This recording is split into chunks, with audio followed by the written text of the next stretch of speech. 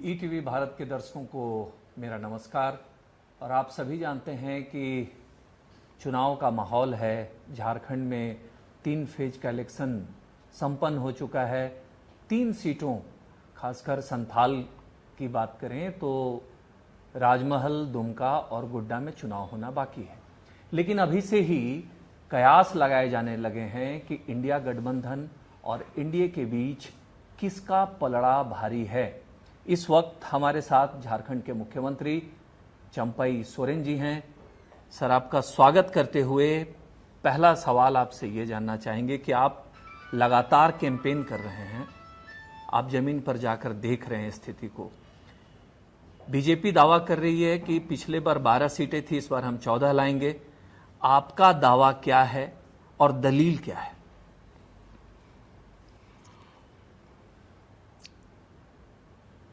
देश में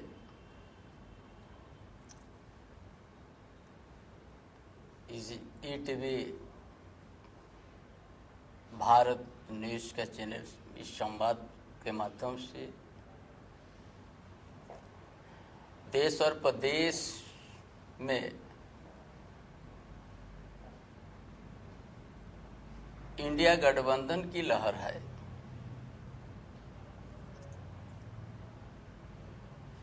क्योंकि इंडिया गठबंधन की जो लहर है इसीलिए है कि ये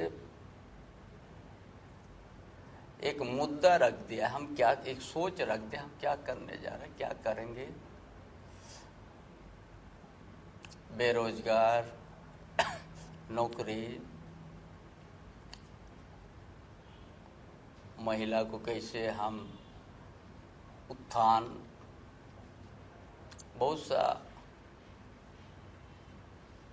जो सोच अपना घोषणा कर दिया है। लेकिन भारतीय जनता पार्टी देश का प्रधानमंत्री ये 10 साल के अंतर्गत उसका जो देखा गया है, जो भी घोषणा किया, जो भी उनका विचार था, सब जुमला साबित हो गया। एक भी सच साबित नहीं हुआ है।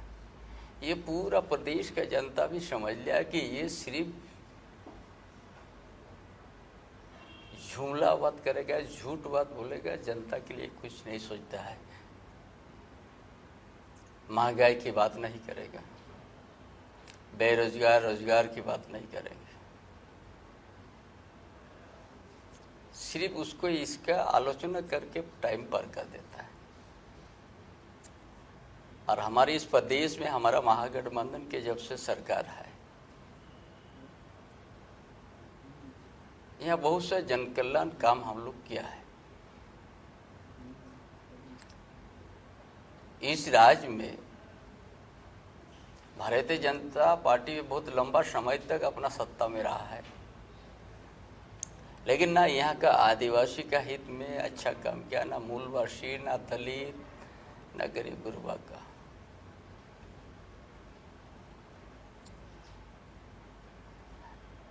और यहाँ का समस्या, यहाँ का जो मूल जलद समस्या है,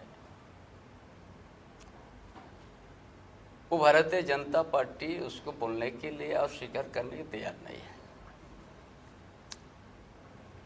क्या है ज्वलंत मुद्दा? आदिवासी को यदि बचाना है, आदिवासी को परंपरा को यदि और आदिवासी को विकास को ले जाना है, तो उसका सारनाथ धर्म कोड को मान्यता मिलना चाहिए। और ये भारतीय जनता पार्टी इसको एक शब्द भी बोलने के इसका पक्ष में नहीं है। दूसरा है कि यहाँ का ओबीसी पिछड़ा वर्ग, हमारी महागठबंधन सरकार ने हाउस में रह के उसको पारित किया कि 14% से 27% आरक्षण दिया जाए पिछड़ी जाति को। वो राजभवन में वो भी रुक गया है। उसका पक्ष भी इनको बोलने के तैयार नहीं है। झारखंड अलग राज्य, झारखंड आंदोलन के समय से यहाँ का भावना है, यहाँ का दिल का आवाज है कि 1932 के खाद्यान्न के आधारित ही यहाँ का स्थान नीति बने। ये भी हाउस में पास करके ये भी राजभवन में है। उसका बारे में एक शब्द नहीं कहते भारतीय जनता पार्टी।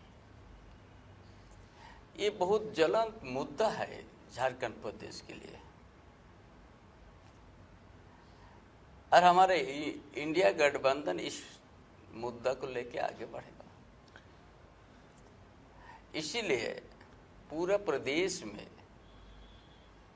हमारे इंडिया गठबंधन की लहर है, और 14 के 14 हम लोग जीतने भी जा रहे हैं, सुनिश्चित है जीतना। आप पूरी बात बताते हुए, समझाते हुए, मुद्दे गिनाते हुए लास्ट में एक पंच लाइन मार दिए कि 14 के 14 हम जीतने जा रहे हैं।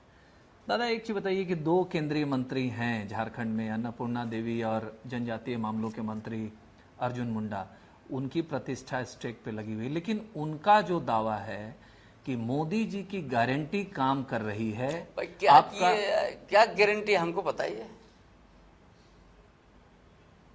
जब यहाँ आदिवासी का सरना धर्म कोड में बोलने का पक्ष नहीं है, तो कौन चीज का आदिवासी को आप क्या करना चाहते हैं? आपने जनगणना में कलम आपने सीमित कर दिया, 99 नहीं रखा है, खाली 6 आप कलम रख दिया है। इनका से कितना बड़ा आप धोखा देने जा रहे हैं आदिवासी को। आप ये जो छोटी एकदम इस समुदाय को, आदिवासी को आपने विकास नहीं विनाश के लिए आपने सोच के बैठे हैं। तो वो तो अपने मंत्रिमंडल में यहीं के मुख्यमंत्री कई बार रह चुके अर्जुन मुंडा जी को शामिल किए। उनका कहना है कि भगवान बिरसा मुंडा की जयंती जो है उसको हम गौरव दिवस के रूप में मना रहे हैं, आज तक किसी ने नहीं मनाया। उनका कहना है कि हम किसानों को सम्मान निधि के तहत यहाँ आदिवासी का विश्व आदिवासी दिवस में आप शुभकामना तो नहीं दे रहा है।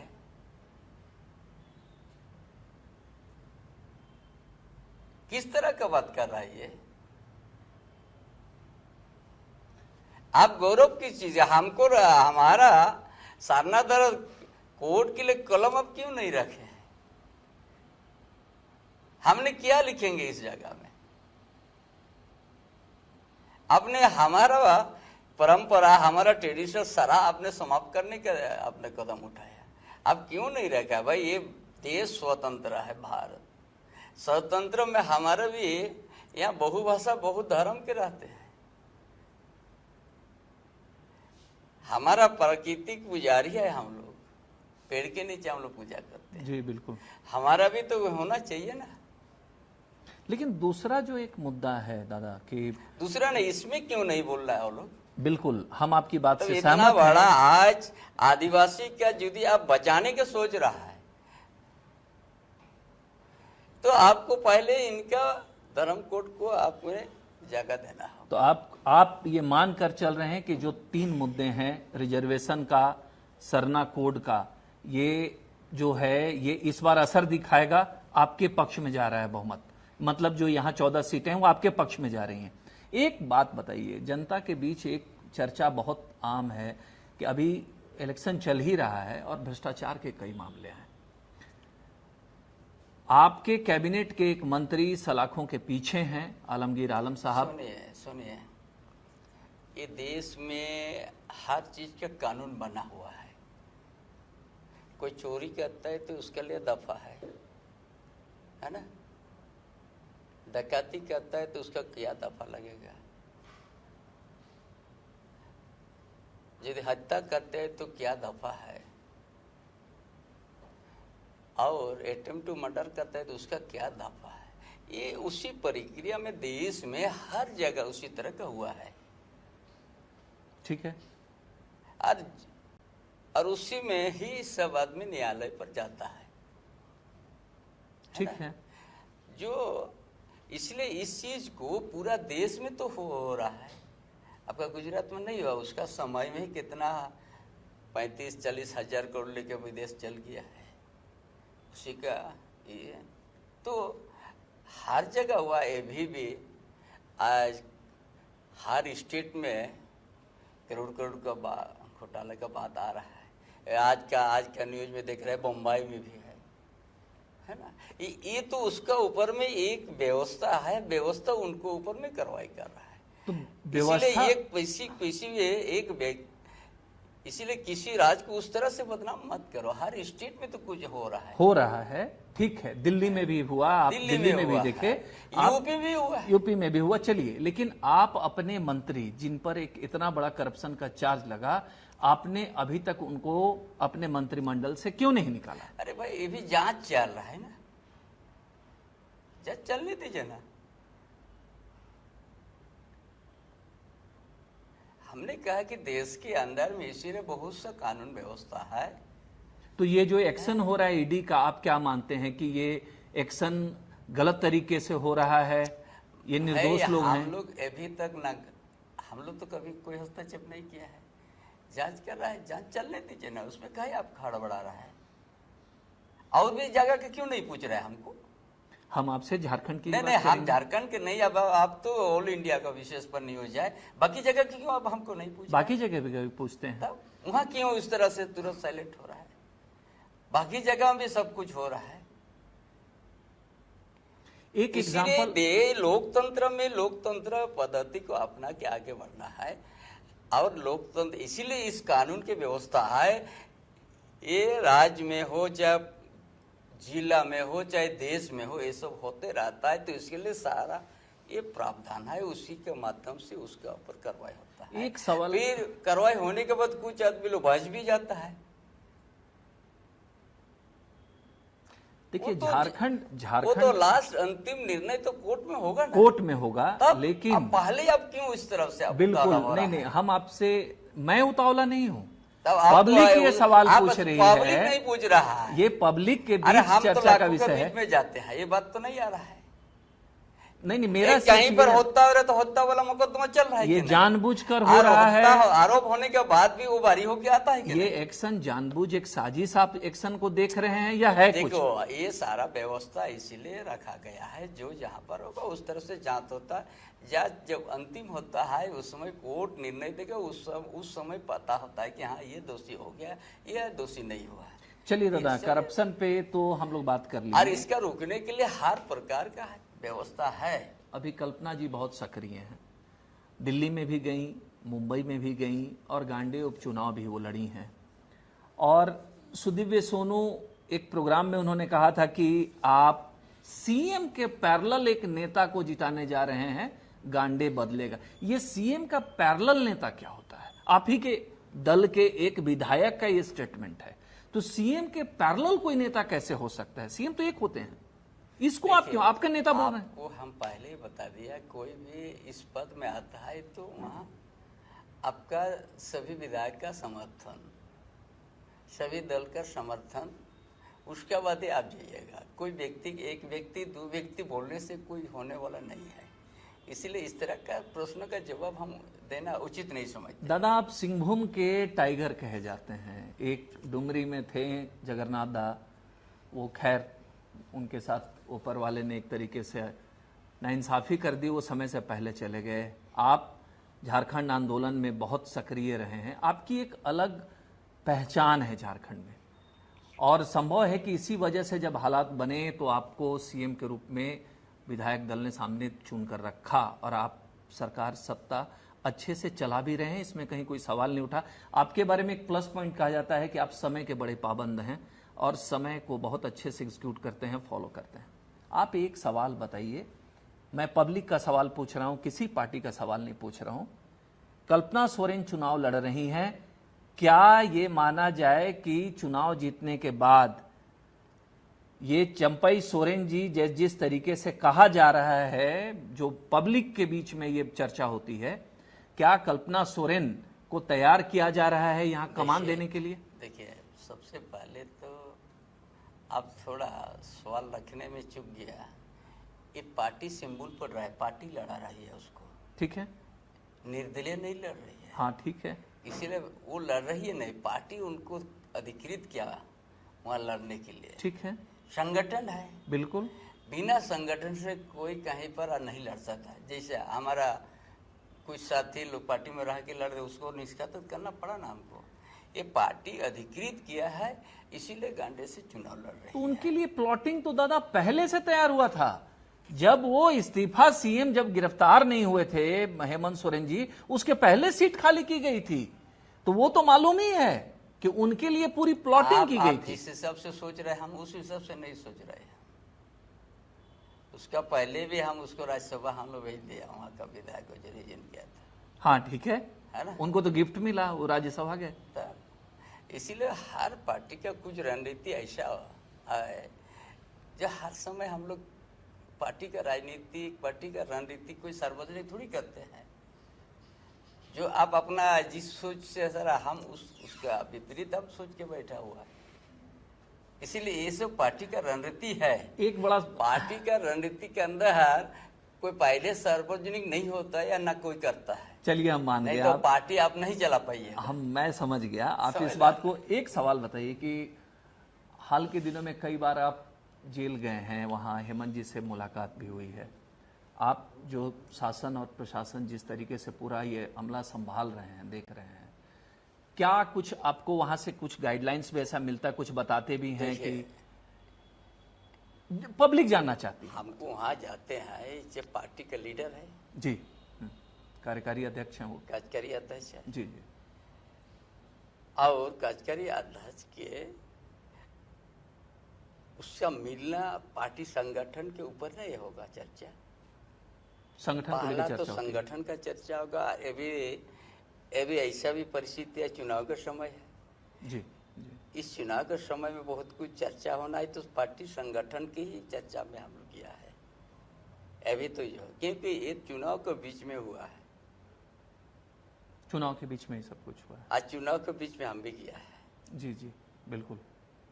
गठबंधन के साथ हमारा कैसे, पहले तो कैंडिडेट का चयन की बात होगा, सीट शेयरिंग की बात होगा, ये सारी बात है। उसको किसको कहाँ से लड़ाएंगे, इस सारी बात पर ही चर्चा हुआ। आज संगठन को कैसे करके फिर हम लोग मजबूती के साथ इस चुनाव में हम लोग। मैं समझ गया दादा। आप जो एक सवाल का थोड़ा सा दादा जवाब दीजिए। पॉलिटिकल मैं नहीं चाह रहा हूं कि आप जवाब दें। आप जो जिन मुद्दों की बात कर रहे हैं वो मुद्दे पहले से चली आ रही हैं और ये बार बार छिड़ता है। सरना धर्म कोड हो या ओबीसी के आरक्षण की बात हो, ये चला आ रहा है। मेरा ये कहना है कि जो 14 सीटों पे जीत का आप दावा कर रहे हैं, ये पॉलिटिकल स्टेटमेंट जैसा लगता है। आप देखिए, आप ऐसे बताइए 7 5 1 1 10 साल में यहाँ का भारतीय जनता पार्टी की कोई केंद्र का कोई रोल नहीं रहा है ना। ठीक है। जब यहाँ का पीएम आवास दे उसका फंड देने का वो चूक किया है। ये एक एक आदमी को पता हो गया क्यों हमारा पीएम आवास नहीं बना। ये 8 लाख परिवार का सूची बना था। आज जब फंड देना रुक होगा तो ये तो फैल गया ना बात में। ठीक है, आप अबुआ आवास दे रहे हैं। उसका बाद हम लोग तय क्या मांगने के बाद नहीं दे रहे थे। हम लोग अपना इस राज अपना दायित्व ले लिया। भाई हम लोग को अपना जिसका घर जर्जर है, जिसका उसका घर है, डेली उसका परेशान आए तो उसको हमको देना दायित्व है। वो अपना बल पर हम लोग शुरू किया। आप अपने बल पे अबुआ आवास शुरू किए। सरकार जब आपकी बनी तो आप हर जगह घूमे भी, दिखा भी। मेरा सिंपल ये कहना है, जो 14 सीट, मैं बार बार कह रहा हूं दादा, अगर आप जवाब दे दें तो बहुत बेहतर हो। अमूमन होता क्या है कि लोग एक बताते हैं कि 14 में मेरा इतना पर पलड़ा भारी। देखिए, हम इसीलिए हमने मुद्दा का बात पर आया। वो एक दिन भी महंगाई इतना चढ़ा, महंगाई के बात पर सत्ता में आए थे भारतीय जनता पार्टी। बड़ा गैस सिलेंडर में बड़ा प्रदर्शन किया था महंगाई के लिए 2014 में। और ये 10 साल में एक बार भी महंगाई कम करने की बात नहीं कहा, सरकारी नौकरी की बात नहीं किया, बेरोजगार को नौकरी देने की बात नहीं किया। तो ये कौन सा मुद्दा लेके यहाँ पर आए हैं? आज जिसको उज्जवल योजना से किसी को गैस सिलेंडर दिया, एक बार देने के बाद उसका सब्सिडी भी बंद कर दिया है। वो गरीब फिर भरने नहीं सका, घर में पड़ गया है। तो इसी तरह का आदमी तो आकलन करता है ना। मतलब आपका है कि लोग मन मिजाज बना चुके हैं इस बार। जनता क्या है भाई, उनको इतना इतना जो योजना है वो कहते, तो एक भी वो महंगाई के नाम पर सत्ता में आए थे। दादा हम दुनिया जानता है, हाँ वो पूरा ठीक है। देश जानता है। गैस सिलेंडर को बड़ा जोर वो तो दिखा दिया था, हाँ दिखाते थे वो, इसमें कहीं लेकिन कोई शक नहीं है। 400 से 1200 हो गया, एक बार भी महंगाई के कम करने की बात नहीं। और पेट्रोल की भी बात कर सकते हैं आप। पेट्रोल भी 55 से 60 था उस समय, ये 100 पर कर दिया है। एक बार भी महंगाई के ऊपर में ये भी नहीं बोल रहा है। तो मतलब आपका मानना है कि कि महंगाई बेरोजगारी आप क्या को लेके जनता उनका जो घोषणा था जी एक भी सच साबित हो तब ना। वो कह रहे हैं कि देश विकसित हुआ है, भाई विकसित गरीब है। कम हुए हैं। आप बोल दे, हमको बताओ ना क्या विकास हुआ है। 80 करोड़ जनता को 5 किलो ये भी दे रहा है, तो कहाँ हम परिवर्तन, हमको दिखाओ ना। ये देखिए भाजपा जो दावे कर रही है, 80 करोड़ जनता को ये भी आप 5 किलो दे रहा है राशन। कैसे आप देश विकास की बात करते हैं? हाँ, कुछ पूंजीवादी को अच्छा, उन लोग को आप उन लोग का कार्य को माफ किया है। मतलब पूंजीवादी की सरकार है मोदी एक जी की। निश्चित रूप से वो भी मुट्ठी पर पूंजीवादी के लिए उन लोग का कार्य भी माफ किया, उन लोग आगे भी बढ़ गया है। अभी भी देश के अंदर 80 करोड़ जनता, ऑफिशियल वो है, अनऑफिशियल नहीं बोल रहा, ऑफिशियल 5 किलो के लिए लाइन खड़ा है 10 साल के अंदर में, और 5 साल देने उन्हीं लोग को जा रहा है। हाँ घोषणा हो चुकी। ये भी बोलता है और 5 किलो हम 80 करोड़ देते रहेंगे। उसको परिवर्तन के उनको हम वहां से कैसे उठाएंगे, 5 किलो से कैसे बचे, उसका सोच इनके पास नहीं है।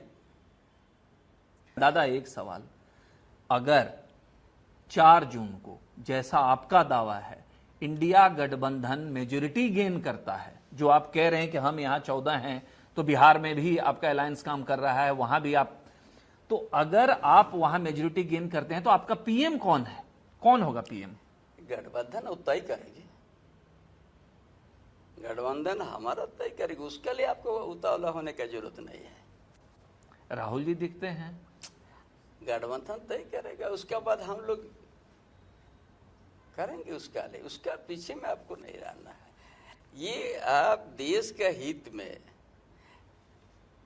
ये 10 साल में सभी चीज जुमला साबित हुआ, झूठ साबित हुआ, खाली ढिंडोरा पाक बोलने से तो नहीं मोदी होगा। जी तो कह रहे हैं 400 पार इस बार। वो बोलने में क्या होता है, यहाँ भी तो 2019 विधानसभा में 65 पार जैसा पहुंच रहा था कि 80 भी पहुंच गया, 25 में रुक गया था ना। ये 400 जो पार बोल रहा है 500 पहुंच रहा है, ऐसा लग रहा है। 400 के बाद 500 ना होता है, और 543 है। है ना जी। तो इतना उसको परेशान होने की क्या जरूरत है? हर स्टेट में जाके रात को भी सुत जाते हैं और प्रचार कर रहा है। आपका इतना कॉन्फिडेंस है तो आपका इतना परेशान होने की क्या जरूरत था? क्या जरूरत था? इतना बार बिहार को आने का, यहाँ झारखंड को आने का क्या जरूरत था जब आपका 400 पार हो चुका है? क्या जरूरत था हमको, ये हमको सवाल बता दी। बिल्कुल, ये पब्लिक जनता, ये आपकी बात को जनता सुन रही है। को मिलता तो इतना एक छोटा छोटा राज्य में एक पार्लियामेंट सीट में आप, लेकिन अगर आप, लेकिन ये कॉन्फिडेंस 4 जून को आपने जो बात कही वो आपका दावा है, अगर ये दावा धरातल पर नहीं उतरा, वोटिंग मशीन से नहीं निकला, ईवीएम से नहीं निकला, तब क्या मानेंगे आप? अगर 14 सीट का दावा आपका, और अगर आप नहीं गेन करेंगे, आप क्या लेंगे? उनको भी बोल के आइएगा ना, 400 पार नहीं होगा तो क्या क्या? उनसे भी पूछते हैं। अरे आप लोग इस तरह उनसे भी पूछते हैं। इस तरह का सवाल नहीं होता है। एक आदमी, एक सज्जन हमको बोला, इसी 400 पर बोल रहा है ना, एक सज्जन बोलता है क्या, बड़ा बुद्धिजीवी है, ये पृथ्वी को हम उठा देंगे, लेकिन हमको खड़ा होने का जगह आपको दूसरा देना होगा। उस तरह का बात है, विश्व गुरु बनना और ये सब करना। वो बोलता है पृथ्वी को उठा देंगे, लेकिन हमको खड़ा होने का जगह चाहिए, हम उठा देंगे। देखिए समझ ले आना। नहीं नहीं, बहुत बहुत धन्यवाद दादा।